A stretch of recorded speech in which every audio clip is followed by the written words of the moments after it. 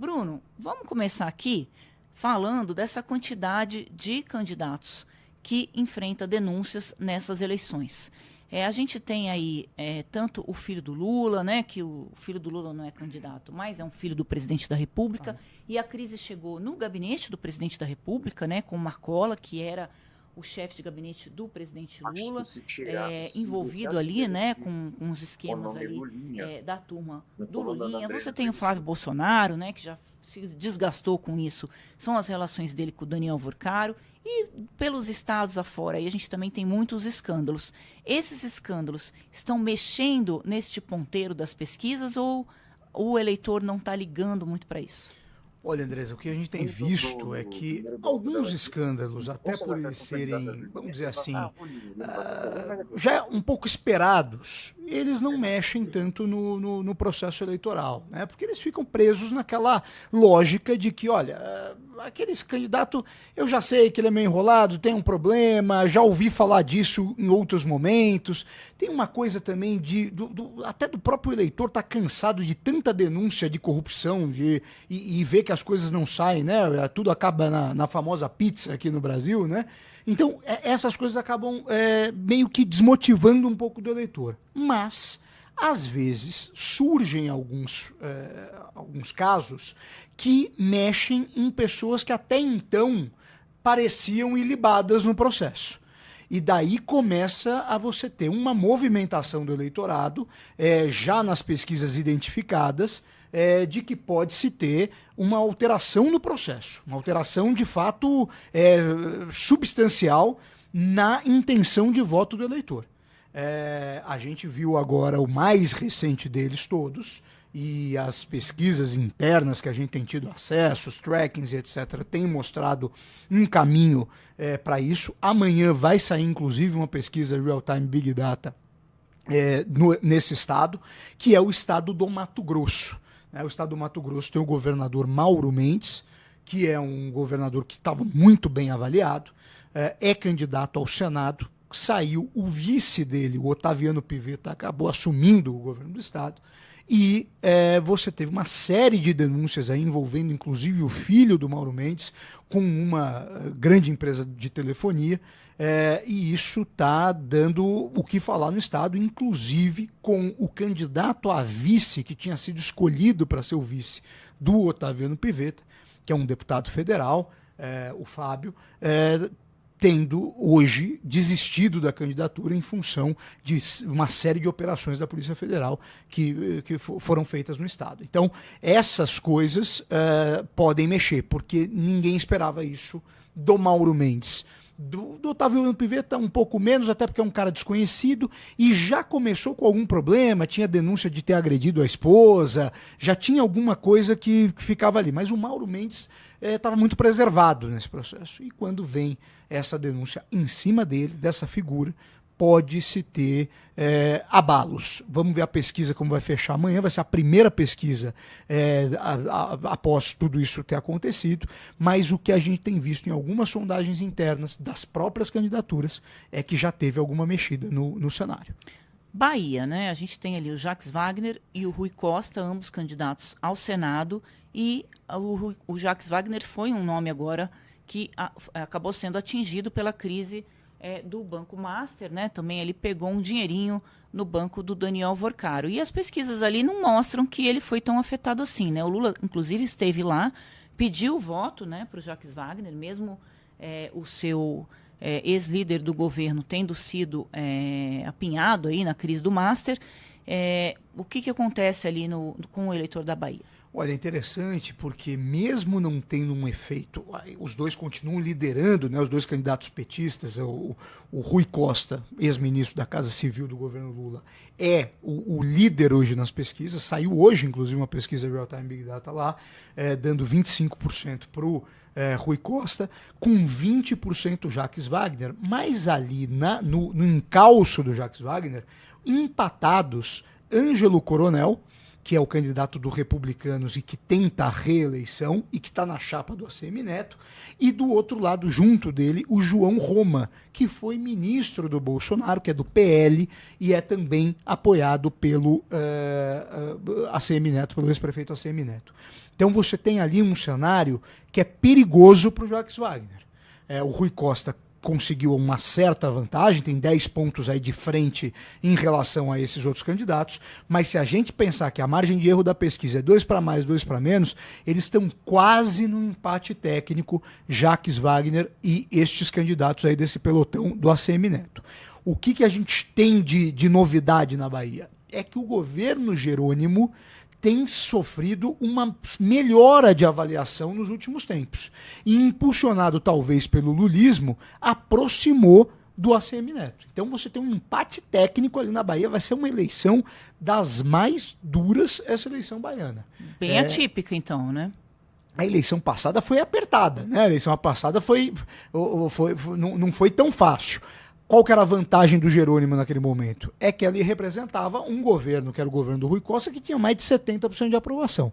O fato é que agora ele está com um governo com 52% de aprovação, um governo já mediano, e com um adversário que existe, né? O ACM Neto tem um fã-clube ali, principalmente nas grandes cidades, quando você faz o corte das grandes cidades, e daí, obviamente, que impulsionado por Salvador, onde ele foi prefeito, onde o prefeito Bruno Reis o apoia. O sobrenome, né? O nome ACM Neto. O nome também é forte, né? Ainda é forte. Ainda é forte, né? O carlismo na Bahia dominou o estado por quase 30 anos aí, né, de candidatos ligados ao carlismo. E agora a gente está vivendo quase 30 anos de PT na Bahia, né? Do carlismo foi para o PT e o PT não saiu mais do governo baiano. E agora é a eleição mais dura para o PT e uma oportunidade para o retorno do carlismo.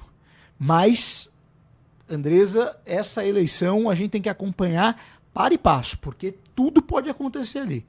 Meu sentimento é que hoje está um pouco mais favorável para a continuidade do PT.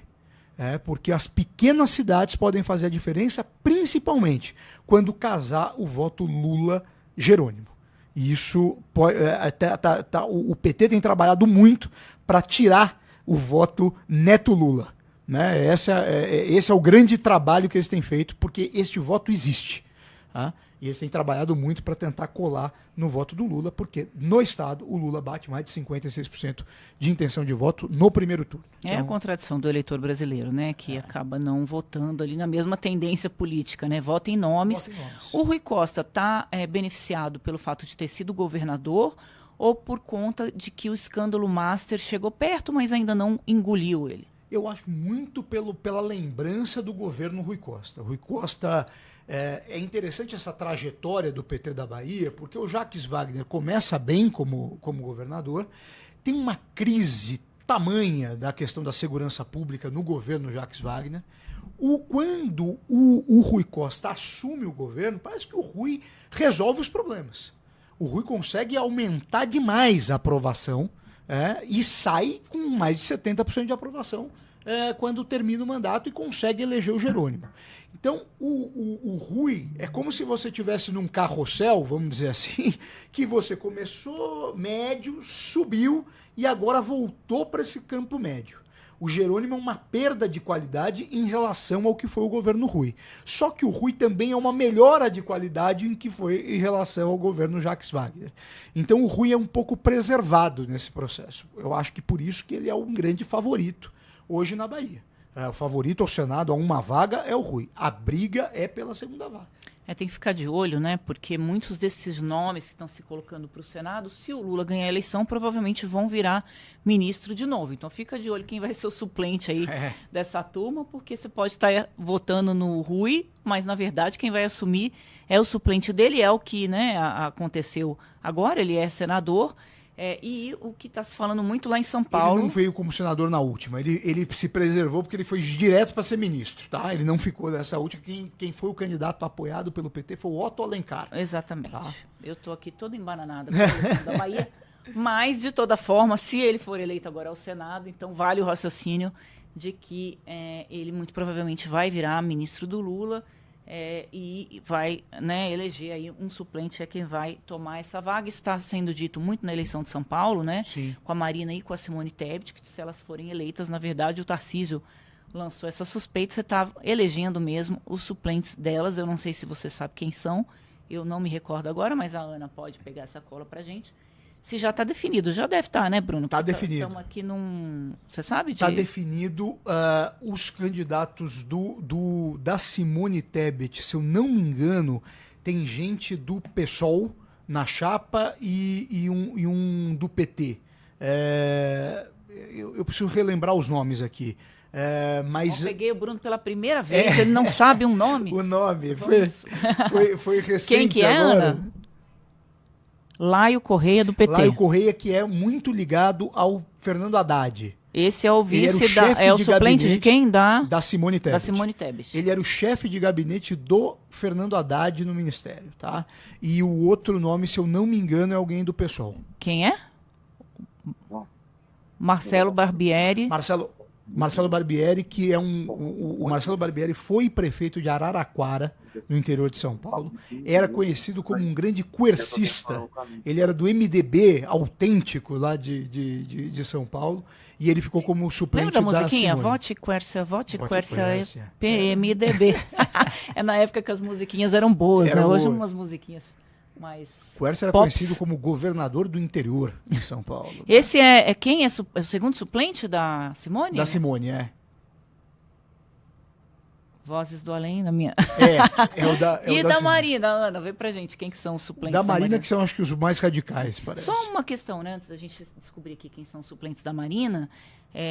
Esse primeiro suplente da Simone Tebet, ou seja, se fosse se candidatar, não teria um voto, né? Porque é alguém do quadro técnico que está sendo colocado ali justamente para assumir um mandato e ser tarefeiro, né, Bruno? Me parece que se o Haddad não ganha para o governo, pelo menos vai ter o chefe de gabinete como senador, né? Acho que essa um presente para o Haddad aí, talvez. Djalma Nery é o primeiro suplente da Marina. Pessoal, E o Antônio Neto, o Antônio Neto era o presidente do SINDIPD, Sindicato de Processamento de Dados de São Paulo, e era um homem histórico do PDT. São nomes mais da política e mais à esquerda. Os dois nomes da Marina são nomes mais radicais à esquerda, e os nomes da Simone são nomes mais, vamos dizer assim, centristas no processo. Tá? Uhum.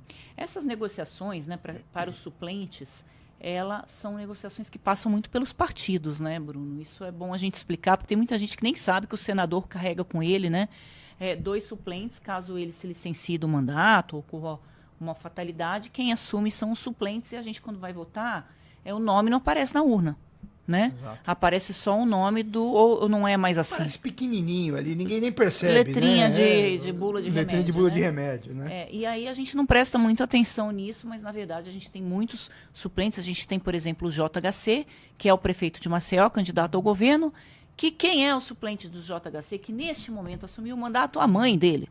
Né? Então tem muita... A Michele Bolsonaro está dizendo que vai colocar o irmão, né, como primeiro suplente. Então, se você vota na Michele, eventualmente o Flávio ganha a eleição, ela vira ministra, praticamente impossível, né, a Michele virar ministra do Flávio. Mas se isso acontecer, quem assume, na verdade, é o irmão da Michele, que é o famoso quem, também ninguém sabe quem é. Então, por isso que a gente está chamando muita atenção, porque isso tem ocorrido bastante. Nessa eleição não vai ser diferente. A parentada aí vir, né, como suplente para tentar pegar uma boquinha. Se você assume ali algum tempinho de senador, você leva com você para a vida toda várias vantagens, né, de ser um senador. O Paulo Figueiredo e o Eduardo Bolsonaro talvez digam que ela tem mais chance de ser ministra do Lula. Exatamente. Exatamente, porque hoje, né, inclusive, Bruno, saiu uma notícia de que os dois, né, informaram que se reconciliaram, né, que a Michele disse que tem uma pedra em cima desse assunto da disputa com o enteado, com o Flávio. Eu queria saber se é uma pedra de diamante, né? Que pedra é essa que colocou e que selou essa paz entre os dois, né? Na verdade, Carlos Drummond de Andrade tem uma pedra no meio do caminho, não é só isso? que essa pedra deve ser valiosa, com certeza, né? Para essa família ter se acertado ali, porque eles gostam bastante ali de dinheiro, e se acertou ali a candidatura finalmente da Michele realmente para o Senado, e do Flávio Bolsonaro com seu vice enroladão, Alfredo Gaspar, que é de Alagoas. Flávio Bolsonaro diz que vai manter o vice, mesmo o vice sob suspeita, né, de ter cometido estupro. A campanha está fazendo de tudo para conseguir rebater essa acusação. Diz que ela veio da oposição, né, do Lindbergh Faria e da Soraya Tronic, que são 2 senadores que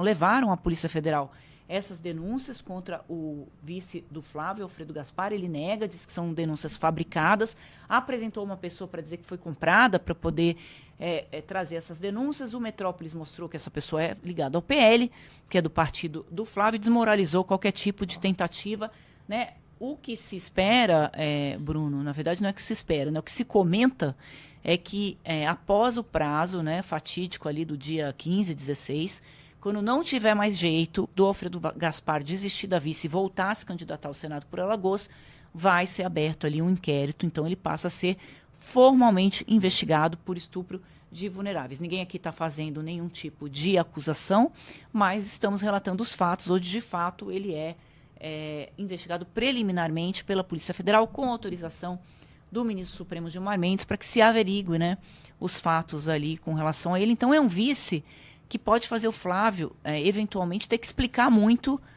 na campanha, porque é a escolha desse vice, né? Já está se explicando, né, André? Bruno, pera só um pouquinho, que eu tenho um passarinho aqui no meu ouvido, falando que eu tenho que chamar o break, é isso? Então você que está acompanhando a gente pela telona aí da televisão, a gente está bonito, né? Olha aí.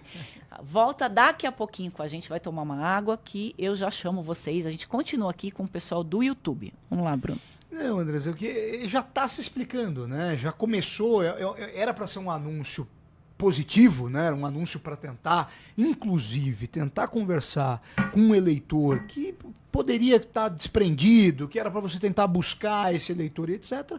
E quando eles nomeiam, quando eles colocam um cara com um problema desse tamanho, e que, vamos lá, pessoal, vamos tirar qualquer coisa. Ninguém aqui vai fazer um pré-julgamento de alguém. Mas o fato uma denúncia de estupro é uma coisa muito séria.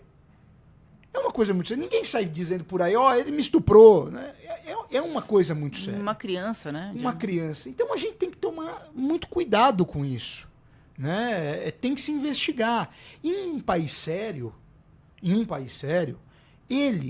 o próprio Alfredo Gaspar teria se assumido e falado o seguinte: olha, enquanto isso eu não conseguir provar que isso não é verdade, eu não vou ficar brincando de ser candidato a vice-presidente da República. Até porque, vamos ser sinceros, no que o Alfredo Gaspar agrega como um candidato a vice para alguém? Nem na chapa agrega, e para o país. Tem que ter o Alfredo Gaspar como vice-presidente da República? Não tem outro nome que poderia ocupar esse espaço? Né? Ele, como deputado federal, teve um mandato tão brilhante assim para ser indicado para ser o vice? Surpreendeu até mesmo, né? Pessoas ali da campanha do Flávio, né? Que esperavam ali. Primeiro então, se falou muito numa mulher, né, para ocupar esse espaço, não se conseguiu chegar a esse nome. Aí, surpreendentemente, vem o Alfredo Gaspar, fez um trabalho importante ali na CPMI do INSS, mas também não conseguiu aprovar o relatório que apresentou e deu ali uma blindagem, né, toda a CPMI, para pessoas que a turma do Flávio não queriam que fossem investigadas, como o William Tomás, que é um advogado enroladão, aí muito ligado ao grupo. E, por outro lado, voltamos.